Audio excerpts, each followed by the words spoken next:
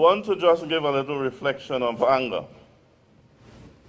Anger is one of the most common and destructive delusions, and it affects our minds every day. To solve this problem, we must first need to recognize one, the anger within our minds, acknowledge how it harms both ourselves and others, and appreciate the benefit of being patient in the face of our difficulties. And we need to apply practical methods in our daily lives to reduce our anger and finally to prevent it from arising at all. Conflict. While conflict is an inevitable part of our work, we have all seen situations where people with different goals and needs have clashes, and all witness the after insert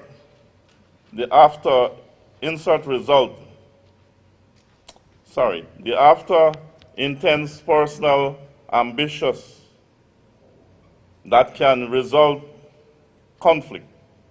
Conflict is not necessarily a bad thing, but when you solve it effectively, you can also eliminate many of the hidden problems that it brought to the surface.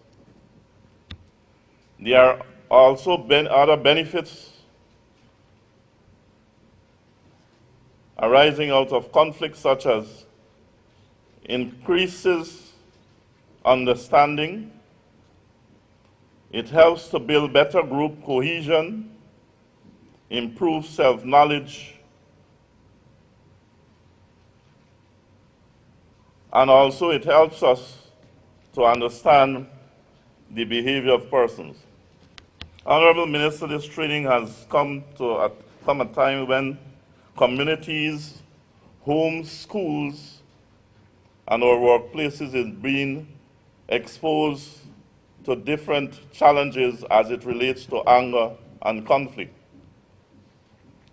And we feel that this program here this morning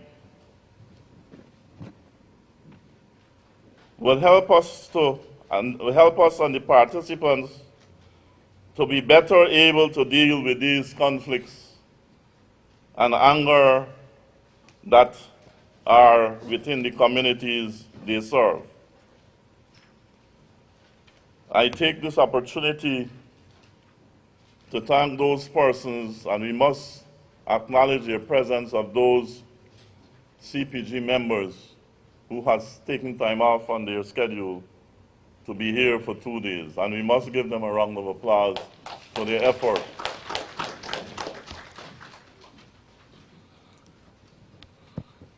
So, the 2 days of deliberations, I'm sure it will assist our members to better serve our communities. I want to commence by making the statement that the fundamental idea behind this community policing group was to be a supportive branch of that policing three, as it were, especially within the communities that the CPGs and or the liaison officers come from.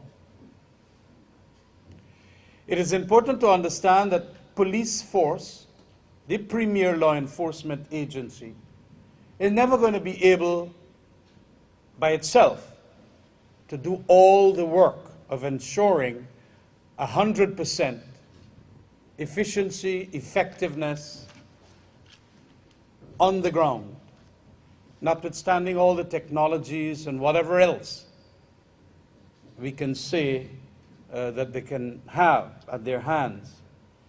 Because without community groups that are involved in law enforcement, to the extent that you liaison officers and CPGs are,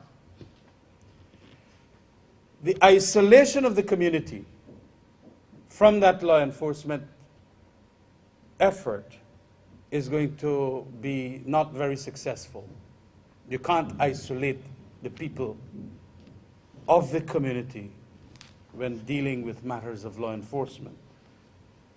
And so it is necessary then that you understand your role as buttressing the law enforcement agency, but buttressing it with a capacity that will take care of that which happens on the ground, but which necessarily can't be done by the policemen. As you would appreciate, crime is taking an extremely difficult set of forms now because of a variety of developments in the modern world. And where it happens, very first stage is generally within homes, within schools. And these are things and institutions that are largely in the community. And so, if we were to have an expectation that the policemen from the various stations or the regions or central headquarters in Tivleri are going to be the first responders, that is not generally so. It is you, the community members, who are generally to be the first responders to what is happening within your communities. Criminals too, apart from all the developments of different forms, criminals themselves are taking on and utilizing and improving their methods, new methods. And if we have the word is archaic, means old-fashioned type of methods to deal with criminals that are advancing, they're going to run away left wing. And we will be in no position to catch them. We will be in no position to nip them in the bud in the first instance. That is, to prevent. And so it is necessary then, because of the new forms, because of the new methods the criminals are adopting, because your role is to ensure that law enforcement is supported, we have to give you some training. And we want you too to appreciate that you must do some self-initiatives that is going to ensure that you learn too.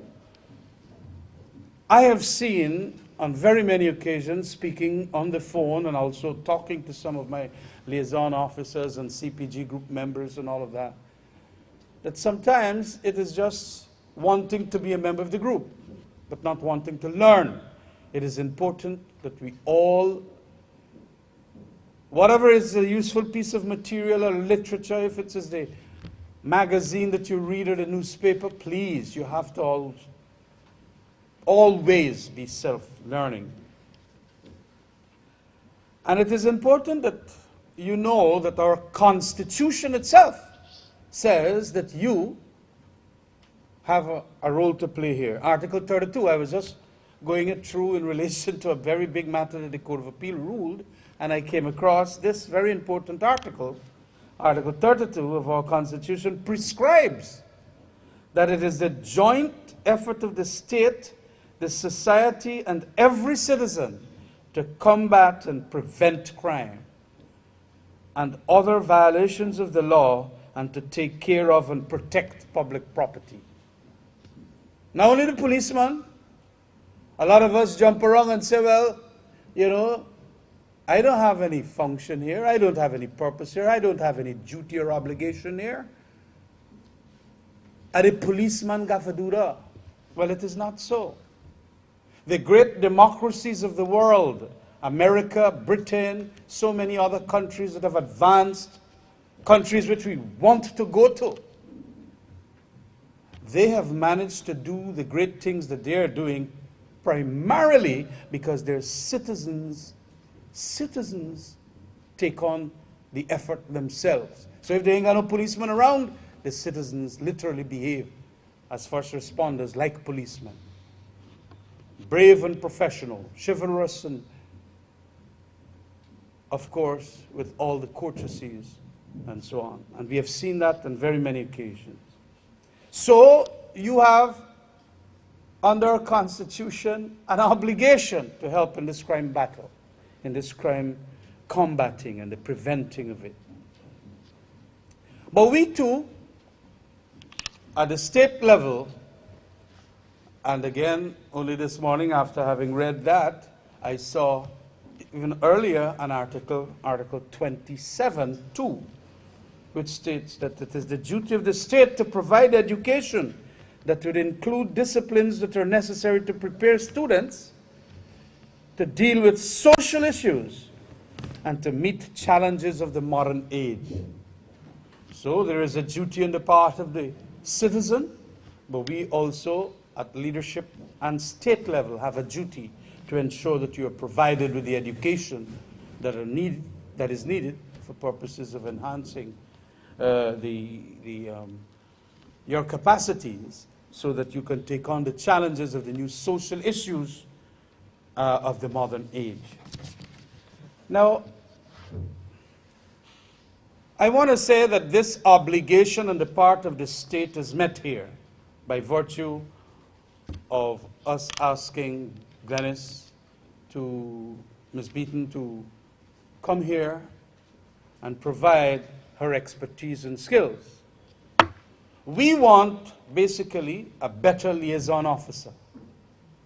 Oh yes, it is always good to have you as you are, but it is always better to have you if you can be better, educationally, and so on.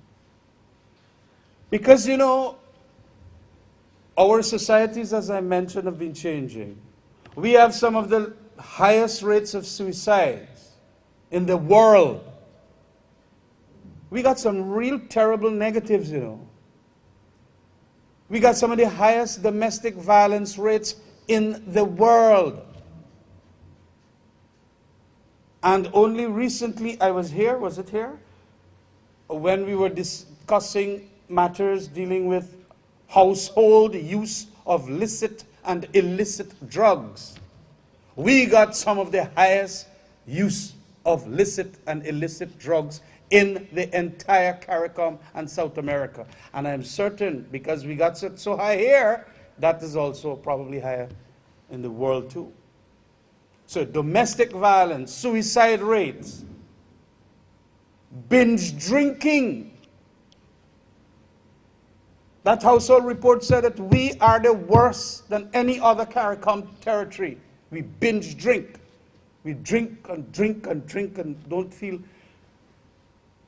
as if nothing has happened. And then we get, you know, to the very highest of inebriation states. We too, I am certain, if we were to do another survey as to interpersonal violence, might very well be the worst in the Caribbean. We burn down house and kill little picnic. We burn down house and kill elderly people. A lover comes away to Skeldon, or I don't know where she went, and then you go hunt her down and chop out your hand. We are becoming extraordinarily violent in this society.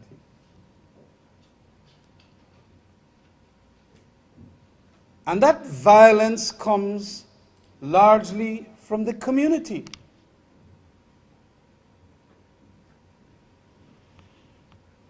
And so this shocking violence that we see all around, that obviously is going to shake up the foundations of our society, our country, we have to take measures to ensure that it is halted.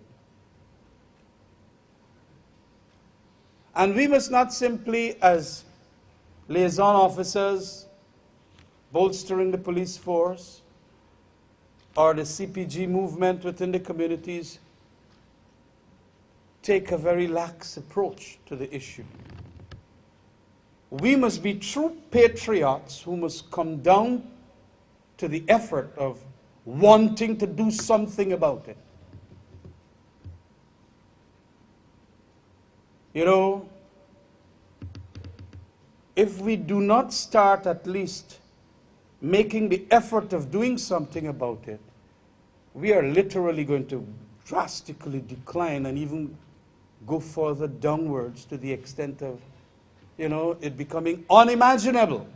The depravity and the immorality and the violence that we live in. And that isn't something that we want for the next generation. That is not something that we want for our grandchildren. And what generations do when they see that slide downwards, they dust themselves off and say, well, let's have an effort to ensure that it is stopped. Generally, it begins at the individual level, within the communities, the parents. But almost all the time, it begins with a self-introspection, studying the thing and say, you know, we are a rotten